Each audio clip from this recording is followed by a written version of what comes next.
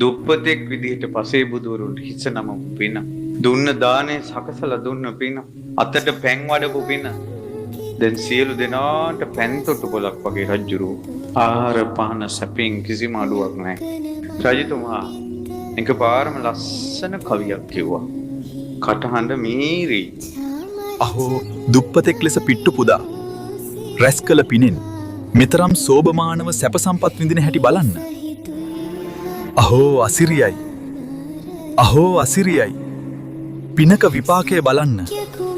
එතකොට මිනිස්සු අගක්ම ලද්දන්නේ මිනිස්සු හිතුවා රජ්ජුරුව කැමැතිම සින්දුව වෙන්නේ කියලා ඉක්මනට මතක තියාගෙන මිනිස්සු දැන් ඕක තමයි කියන්නේ. දේවීන් වහන්සේට කුතුහලයක් ආවා. ඒක මොකක්ද දන්නේ මේ සින්දුව. දවසක් දේවීන් වහන්සේ ගැන ගොඩාක් ආදරය ඇති වෙලා රජ්ජුරුව සෙනෙහසින් ඉන්න ගමන් ඇහුවා සොඳුරි ඔයාට මොනවද මගෙන් ඕන? මං ඉල්ලන දෙයක් දෙනවද කියලා ඇහුවා. ඕන දෙයක් දෙන්න කිව්වා. ළඟදීන් දිග දල දෙකක් තියෙන ලස්සන ඇතික් ගෙනාවා. ඕයි නම් එයා දෙන්නම්. ලස්සන අස්වෙක් ළඟදීන් ගෙනාවා. එයා දෙන්නම්.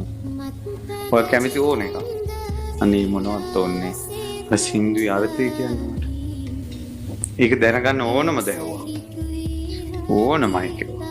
එහෙනම් සියලු රාජ්‍ය සභාව කැඳවන්න මිනිස්සු අර එදා අපි උත්සවයේ දවසේ හිටිය විදිහට ඔක්කොම කැඳවන්න කිව්වා. බිසෝ ඔක්කොම කැඳෙව්වා. එතනදී අහන්න කිව්වා. එතනදී රජුරු පෙර ජීවිතේ විස්තර කළා. දුප්පතෙක් ඉඳලා වීත රාගී වීත දෝසී වීත මෝහී මොණිවරු 4 නමකට ලුණොත් නැති දුප්පත් පිට්ටු 4ක් පුදලා මම රැස් කරගත්ත පින් බලේ. හැබැයි මේ ජීවිතේ මම ප්‍රාණඝාතයක් කළා නැහැ. හොරකමක් කළා නැහැ. වැරදි කාමසේවනය කළා නැහැ. බොරු කියලා නැහැ. සුරාව පානය කළා නැහැ. හොඳ කෙනෙක් ගියතින් හොඳ පිනක් කොණා. අද මේ සියලු රාජ්‍ය සම්පත්තියට මූලික හේතුව පිට්ටු පූජා කරමු පින් බලය. පින්වත්නි පින කියන්නේ අසිරියක්. පින කියන්නේ ආනුභව දෙයක්.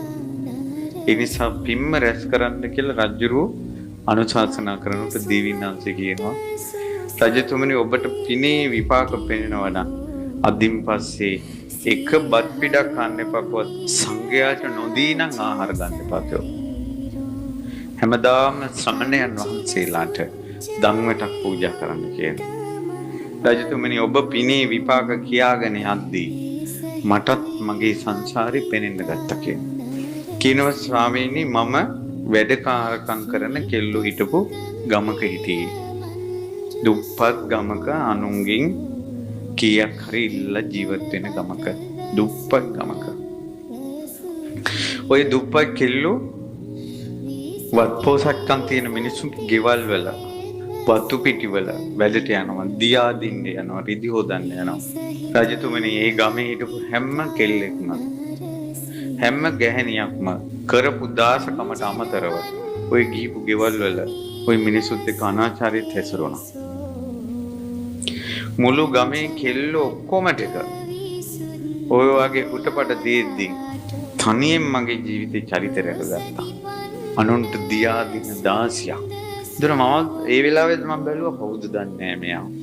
එහෙම දියා දින 16ක් වෙලා ඉඳලා මට අනිත් අයට තරම් පළඳින්න ආභරණ නැහැ. ඇයි යාලට ආභරණ ලැබෙන්න වෙන වෙන රස්සාවල් තියෙනවා. මට මේ මිනිස්සුන්ට ඔය කන්න හොඳ කෑම නැහැ. මේ මිනිස්සුන්ට හොඳ කෑම ලැබෙන්න වෙන රස්සාවල් තියෙනවා. මා දුප්පත් පිට්ටුවක් ඉනේ තියාගෙන තමයි වැඩට යන්නේ. මමත් ශ්‍රමණයන් වහන්සේ නමක් එක්ක. මම මේ පිට්ටුව පූජා කළා.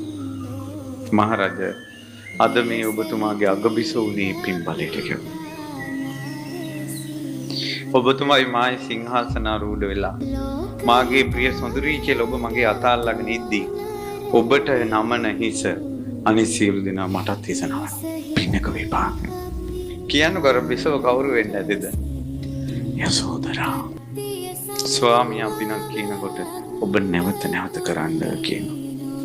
ස්වාමියා කරපු යහපත් දේ ඔබ නැවත නැවත කරන්න කියලා යම් බිරිඳක් කියයිද? ඒ බිරිඳ යසෝදරා පරම්පරාව.